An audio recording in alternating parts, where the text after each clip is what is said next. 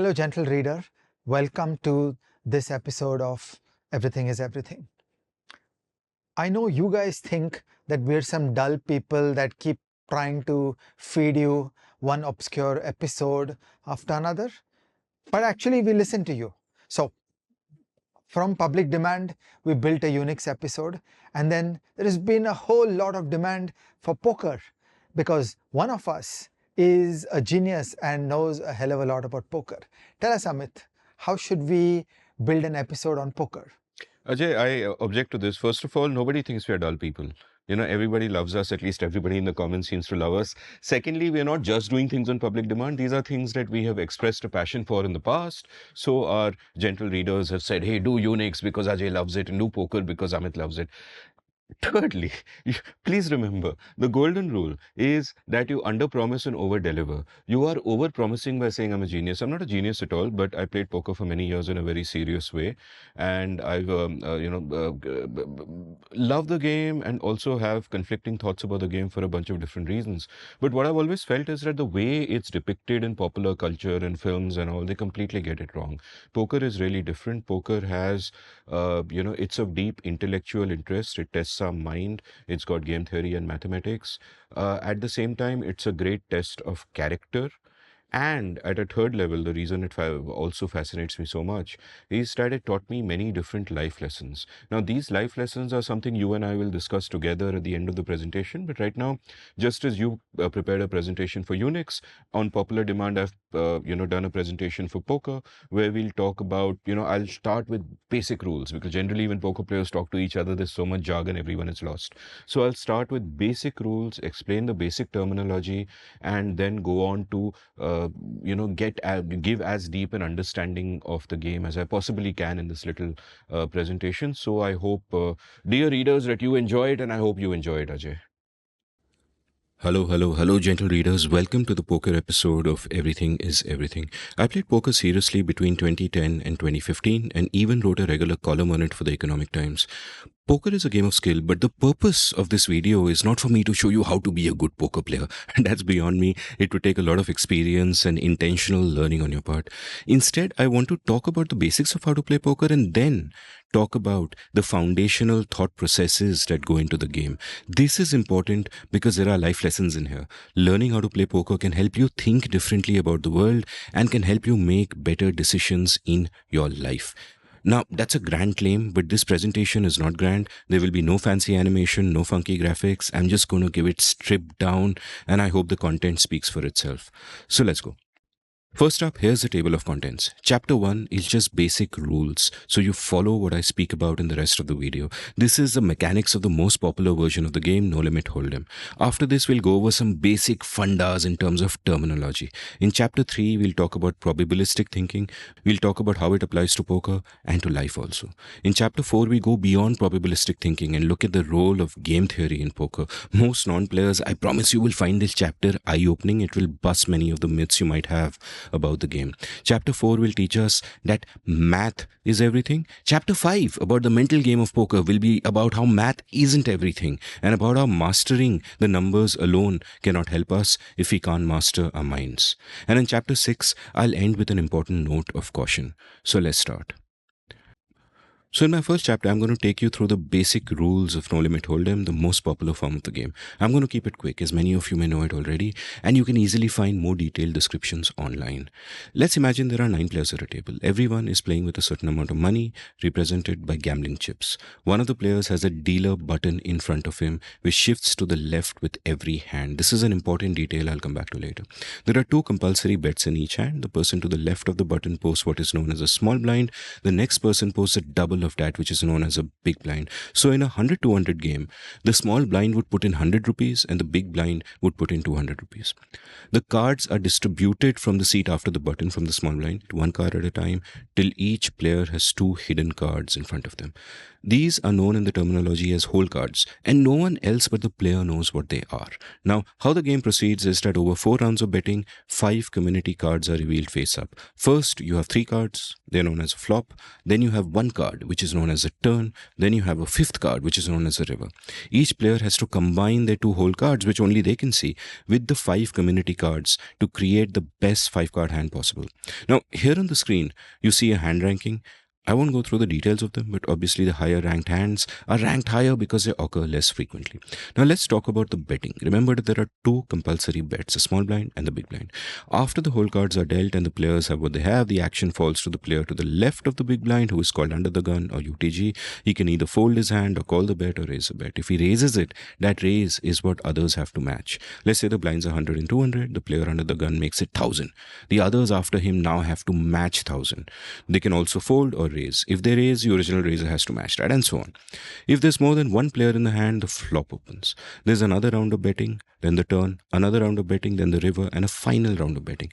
Obviously, at every stage, players are choosing to make their choices based on how likely they feel they are to have the best hand or to outplay their opponent.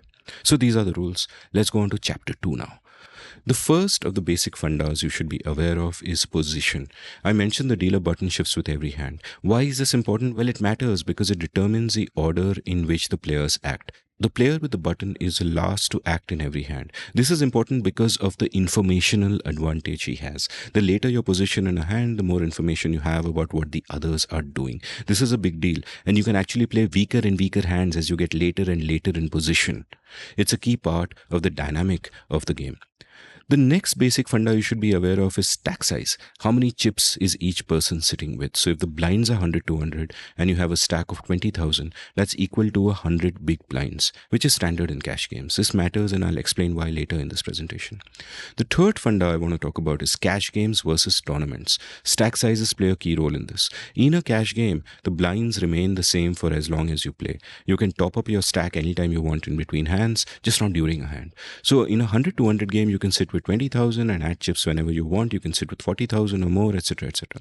A tournament is a different kind of competitive format. In a tournament, everybody pays an entry fee and gets a certain number of chips for that. For example, in the de facto World Championship of Poker, the World Series of Poker main event last year, the entry fee was $10,000 and each player got 60,000 tournament chips. Now, these chips have no monetary value by themselves. What happens in a tournament is that the blinds keep going up in the tournament at regular intervals. At the first level on day one, they're 100, 200, and since you're starting with 60,000 chips, that is equivalent to 300 big blinds. But the blinds keep rising with every level till eventually they reach 5 million, 10 million. So obviously to survive in the game, you have to keep multiplying your stack.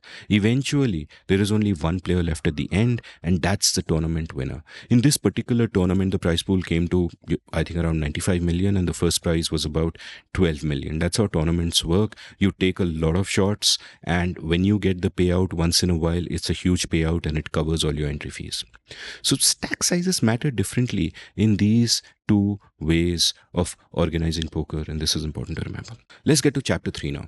Probabilistic thinking. This is the first big lesson we learn in thinking about poker, and it's an important life lesson as well. Let's begin with the concept of expected value. What is expected value, or EV? First up, I'll link an old piece I wrote in the show notes. It's called What Cricket Can Learn About Poker. I talk a lot about luck and probabilistic thinking in that piece, so read it for a detailed explanation. I used an example of a coin toss in that to explain expected value, or EV, so let me repeat that here. In a coin toss, an evenly weighted coin will fall heads 50% of the time and tails the other 50%. So let's say I come to you with a fair coin and I tell you this. Let's flip the coin once. If it's heads, I'll give you 51 paise, and if it's tails, you give me 49 paise. Now, here's how a poker player would analyze this. If you flip the coin 100 times, you would expect to win 51 paise 50 times and lose 49 paise 50 times for a total profit of 100 paise. If you divide that by 100, since there were 100 tosses, you get 1 paise. So that's the expected value of the bet, 1 paise. So accepting this deal would be a plus EV decision for you by 1 paise. Now, if you do this deal, you could get unlucky. The coin may land on tails, which means you lose 49 paise. Does this mean you made a bad decision? No, it doesn't. You made the right decision and you got unlucky. But in life and in poker, if you keep making plus EV decisions, you will be a winner in the long run. So you must apply probabilistic thinking in everything you do. Here's a poker example of this.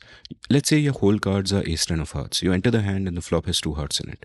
You need one more heart on the turn or river to complete a flush, which is likely to be the best hand. Let's say the pot has 10,000 rupees. Your opponent has a short stack and has 10,000 rupees left. It's a thought experiment, so indulge me. He goes all in. right? So he's bet 10,000 into 10,000. No one else is in the hand. So if you call, there will be no more bets and the turn in the river will open.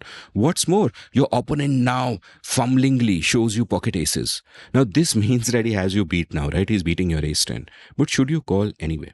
Here's the math. There are 9 hearts out there, either in the deck or with your opponent. The odds of one of them coming in the turn or the river are around 38%. You will need to call 10,000 into a pot of 20,000, so you're getting 2 to 1 to call. You will have to be right 1 in 3 times to win the bet, which is 33.3%. Now, you'll be right 38% of the time. So therefore, this is an easy call. This is plus EV.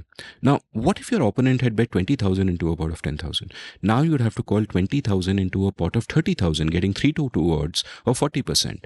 And as your chances of winning the hand are 38%, this is just about a fold. This is what we would call a minus EV call. Let's talk about another concept now called equity. If you apply the percentage chance of winning a pot by the money in the pot, you get equity. For example, in our first thought experiment, once you called 10,000, the pot had 30,000 and you had a 38% chance of winning the hand. 38% of 30,000 is 11,400. So that's your equity in the pot. And of course, it's plus EV because you had to call, 10,000 to realize that. But there are 2 kinds of equity. What you just saw is spot equity, which is your straight up chances of winning the hand. But there is also fold equity. In some situations, when you raise, your opponent may fold, and when he does that, you win what's already in the pot. For example, let's play the same hand, but let's also say that your opponent does not show his hand and could have anything. Let's also assume that you have stacks of 40,000. So he bets 10,000 into a pot of 10,000. You now go all in for 40,000, right? So there's 20 in the pot, you bet 40, your opponent is 30 behind. He has to call his remaining 30 into a pot of 60,000. Now, if he calls 100% of the time, then your chance of winning the hand against his unknown hand will be around 40%. Some of the time, even hitting one of the 3 aces in the deck may win you the hand, which, gives you equity of around 36,000 in a pot of 90k. Since you bet 40,000, this is minus EV on its own. You should not do this. However, what if he folds? Let's say he folds 50% of the time. Then half the time you take down the 20,000 in the pot uncontested. And overall, when you do the math, that makes it plus EV. This is why aggression is so important in poker. You don't have to make the best hand to win. Making the other guy fold also works. This also plays into the funda that there are 2 reasons to bet in poker. One is to make a worse hand call. The other is to make a better hand fold. You either bet for value or you bet as a bluff. Sometimes you can do both at the same time, but let's not get into that here. I'll also quickly mention the concept of implied odds. Let's say in a 100-200 game, you raise to 1200 before the flop with 6-6, pocket sixes.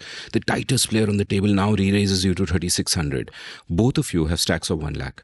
You have to call 2400 into the 5100 already out there to see a flop. So you're getting kind of around 2 to 1. You know you will have a better hand only if you hit another 6. Should you call? Now at one level, the answer is no, because on the flop, you will hit one of the 2 remaining 6s, 1 in 8 times.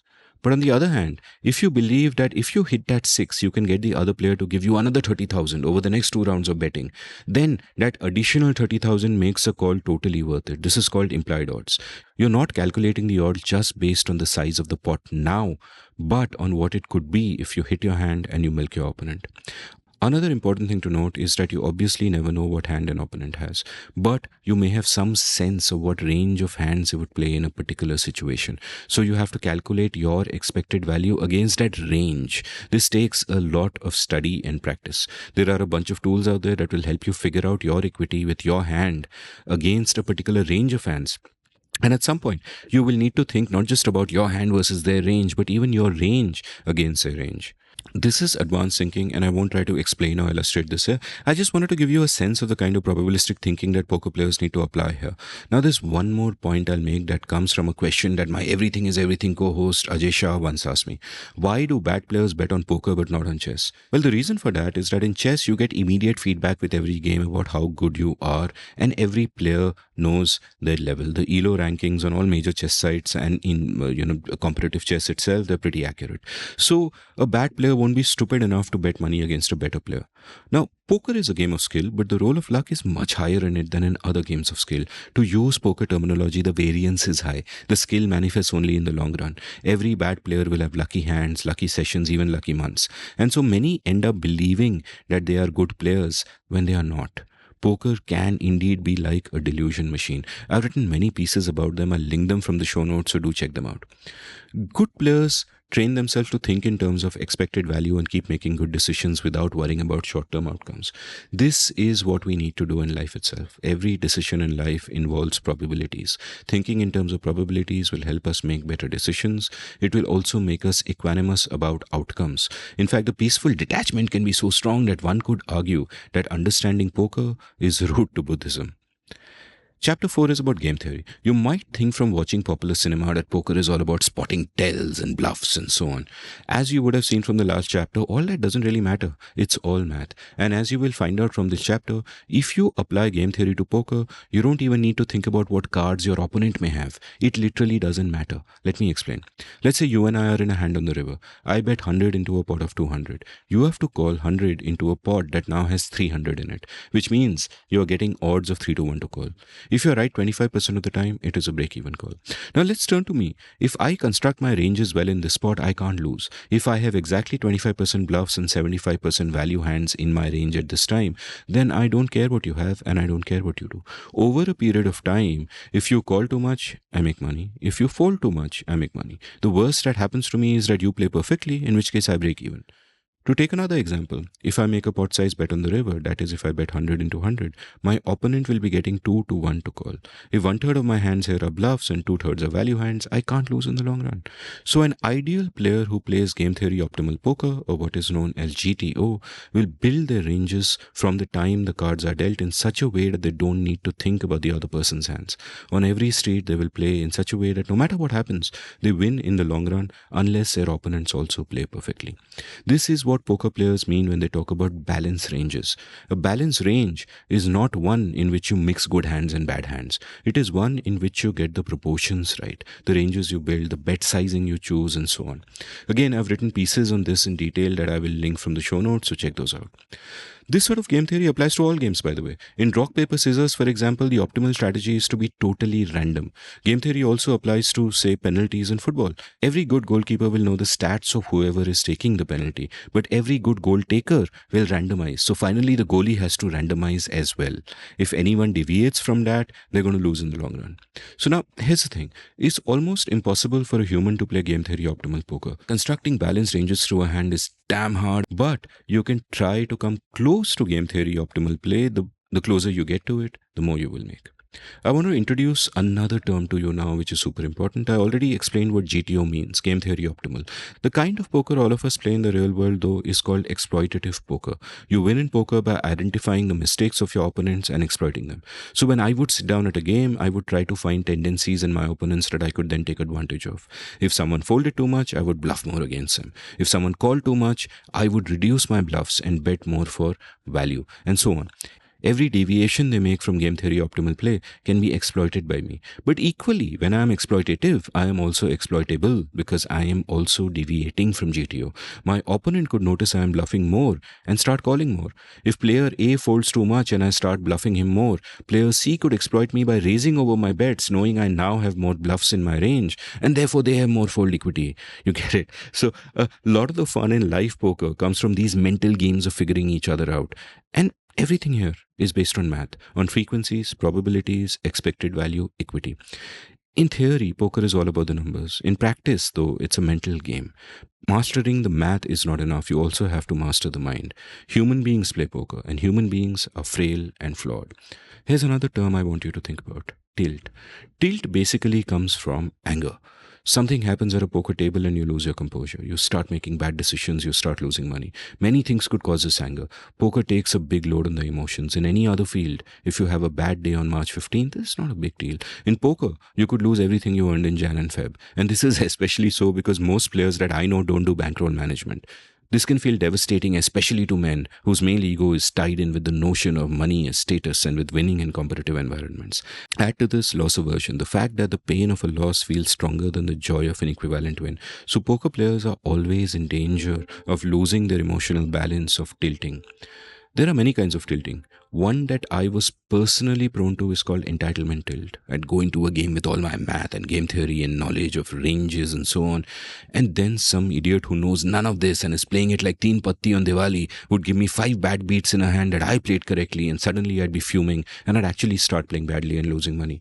There are different kinds of tilt. One needs to be aware of what they all are and watch out for them in oneself. All the cognitive biases we have also come into play here. I'd once done an episode of The Seen and the Unseen with my friend Mohit Satyanand, in which we spoke about the cognitive biases common to poker and investing. Check that out for more. When I started playing poker, I fell in love with the mathematical aspects of it. I looked at the ecosystem and saw that only about 5% of players were long term winners. My assumption was that over a long period, that 5% of winners would stay in the game and the losers would rotate out. When I left poker myself years later, I realized that the opposite was true. Many winning players leave because what makes them good at poker also makes them good at other things, so they move on. The losers stay because they're addicted. And gambling addiction is a terrible, terrible thing. I've seen lives destroyed by it. So if you think you have an addictive personality, be careful, don't play this game. I've written pieces on this aspect of it, and again, I'll link them from the show notes.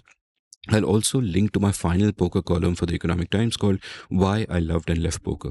It will tell you why I left. It may tell you why you shouldn't start playing. One more word of caution, don't break the law. Before you play, please be aware of what the legalities are. Last I checked, live poker in India is only possible in the offshore casinos of Goa and in Sikkim. And of course, you can travel to different parts of Asia, if not to Vegas, to play. Online poker is legal in most states of India, but please check for yourself before you play. And with that, I'll end this presentation. Again, I didn't go into much detail because I just wanted to give you a gist of the foundational principles behind the game and how they also apply to life, which Ajay and I will now chat about. So don't go anywhere. Amit, that presentation is great. It's really interesting. And for anybody that has even a casual interest in poker, that is the go-to. And it's so cool that we've built this. But I want to now push you one level beyond. Finally, poker is a small game. What is hiding inside that is it's a metaphor about life, because life actually is a play of probability. So what is going on in so many ways is something much bigger than the game of poker. So what are your thoughts on how we can take some of the stylized model, that finite probabilistic and game theory problem that you've discussed, and generalize it to a bigger level and think about life on a bigger scale? So I think my playing poker for so many years taught me important lessons about life. And I want to talk about three of them today. And the first of them is just acknowledging the role of luck in our lives. Poker is very interesting in the sense that it is obviously, as I explained in the presentation, it is a game of skill, but the quantum of luck is really high. And the skill in poker is management of that luck. Now, what I realized through playing poker is that luck plays a far bigger part in our lives than we realize. I would go as far as to say that 98 or 99% of everything that happens to us is sheer dumb luck. And what often happens is that we don't understand this. Good things happen to us, we let it get to our heads, we become arrogant and complacent. Or bad things happen to us and we, become defeatist, we let it affect our confidence, we start doing less because we're like, hey, what the point? What's the point? I'm a loser.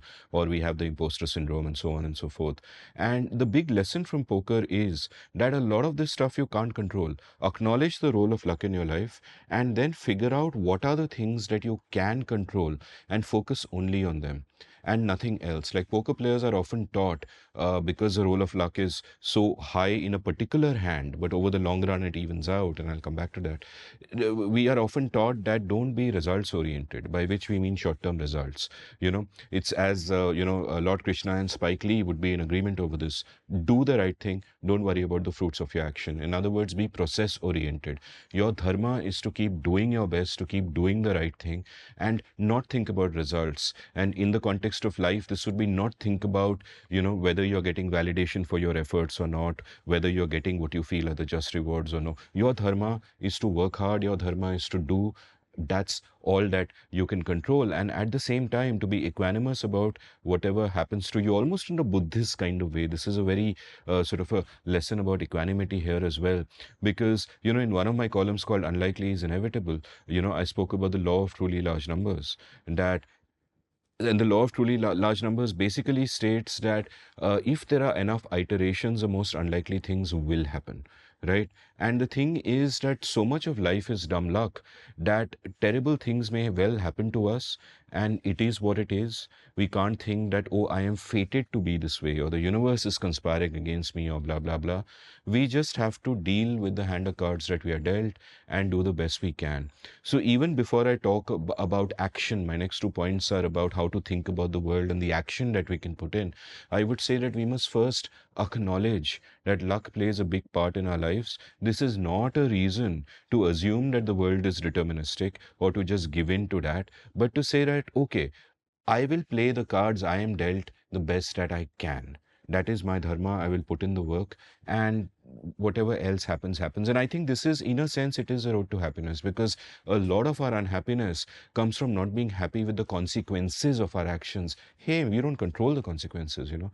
We do what we do, and if we can find happiness and satisfaction there, that's all there is. Yeah. No, this is absolutely on track. If you spend 10 to 20 days walking in the mountains for 45 years, then you're probably going to break your ankle once. So it's just the god of probability at work. I want to connect what you're saying to finance analogies. Okay, so Mark Twain, I think, said that if you must forecast, forecast often. Okay, so really wrong thing that people do is try to be very cautious and only speak occasionally and venture to make a forecast when you're absolutely sure. Okay, that's a delusion of being absolutely sure. It is better to try to get to 51%.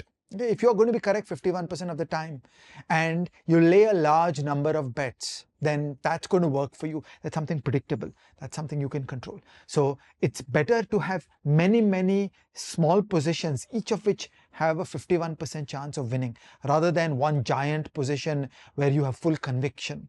Okay, so it's very hard to get to 51%. Efficient markets theory teaches us that markets know a lot and there are seldom big mistakes in market prices. The mistakes are small. So what would make sense is to place a large number of bets which achieve 51%, and then on average they will cancel out and you'll do okay. Now in that, there is a subtext in the law of large numbers that for the law of large numbers to work, those draws have to be IID. They have to be independent and identically distributed. They can be a little non-identically distributed, but they have to be independent.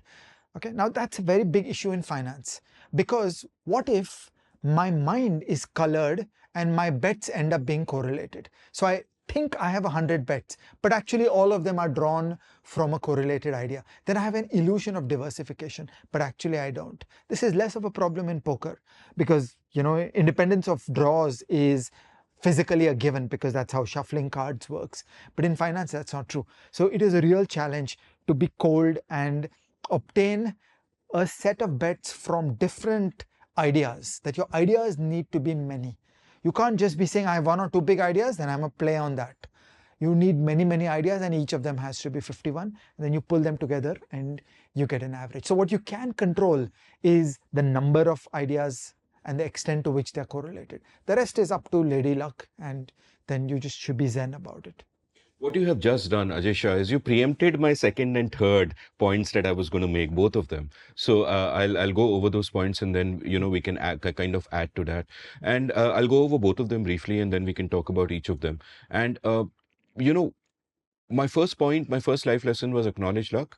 My second life lesson is about how you think about the world, which is think probabilistically. You know, what the hindsight bias does for us is we look in the past and we assume that everything that happened was inevitable, right? Now the thing is, after something it has happened, it has 100% happened, or it has 0% happened, which means it's not happened. It's 100 and 0. It's a binary. But until that time, there are probabilities in play, right? So when for example, if I sort of throw a dice, right? If I throw a dice, if it lands on 5, it has 100% landed on 5, or it lands on something else, is 0% landed on 5.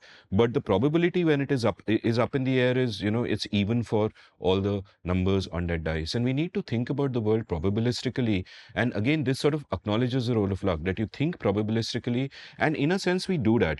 People often uh, talk of poker and say that, hey, it's gambling. Now, I have two things to say about that. One, I point out that no, it's a game of skill, it's not gambling. And at the same time, I say, what's wrong with gambling? We are all gambling. If you think about gambling as taking actions based on probabilistic thinking, we do this every day. You cross the road, there is a probability you'll be hit by a truck. In fact, it's greater than an air accident. And yet, we choose to cross the road. We choose to do various things. You see a pretty girl at a bar, you go and talk to her. There are a range of possible responses that she has, and you're thinking probabilistically and deciding what to do. So you buy a house, it's a gamble. You make a friend, it's a gamble. Every action that you take with all the opportunity costs that are piled up, they are all gambles. They're all gambles. So what we are doing, in a sense, is that we are thinking probabilistically implicitly, but we don't often acknowledge it to ourselves. And I think acknowledging it to ourselves will mean that we don't blame ourselves for decisions in the past that went wrong. And once we start applying numbers to important decisions in our lives, we also have more clarity on what we are doing and why, and that can help us. So probabilistic thinking to me is key. And mid-episode recommendation, a great book on this is Super Forecasting by Philip Tetlock. Just a wonderful book.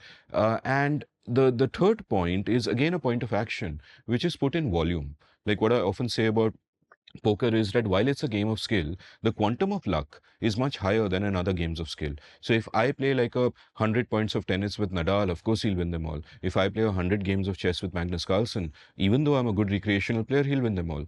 But you have a hand of poker between the best player in the world and someone who's just learned the rules, maybe someone who's just watched my presentation before this, and it'll be like 51-49. There is an edge for the better player, but the edge is really small. The edge manifests itself over the long run when poker players do what is called as putting in volume, right? You have to put in volume. You increase that sample size and you do well. Exactly the point you were making about finance, that you don't make one or two big bets. That is daft. You make as many bets as you can, and you try to make sure, therefore, with poker, that every hand is different in a sense. There are commonalities, but the commonality that has to be in all of them is you try to make a plus EV decision. As long as you keep trying to make plus EV decisions, eventually the outcome will be plus EV for you. And during that time, you may think something is plus EV, but maybe some assumption is wrong, some premise is wrong, you're getting the math wrong. So you have to be deeply self-critical, and really work on your game. And I think that applies for life as well. I mean, our next episode, we are going to talk about increasing the surface area of luck and serendipity, whatever. But I think that applies in life as well. It applies for creators. The more you create, there's a dual benefit. The more you create, number one, you get better and better because constant iteration makes us better. But number two, you also increase the likelihood of hitting upon a genius idea that really works. You increase the idea of the video you have made or the blog post you have written going viral and getting you a new following. So it's really important to sort of do that. If you're just going to be sitting in your room all day doing nothing, it becomes hard for good things to happen to you. For good things to happen to you, you have to put in a volume of possibilities where which you can benefit from. So if you have many doors, opportunity will knock somewhere or the other. This doesn't, of course, mean that you completely diversify. That's also daft. But in the things that you're passionate about, you put in that volume. And may not apply to every field necessarily, but in general, as you said, it's kind of a good idea to think of it like this, because here's the tragedy. The the tragic lesson of poker is that mostly everything is luck, and your skill only applies to how well you play the cards that you're dealt. Now, in poker, I can play a million hands, especially like at one point I used to multi-table play 8 tables at a time, and etc. etc. Online hands go really fast.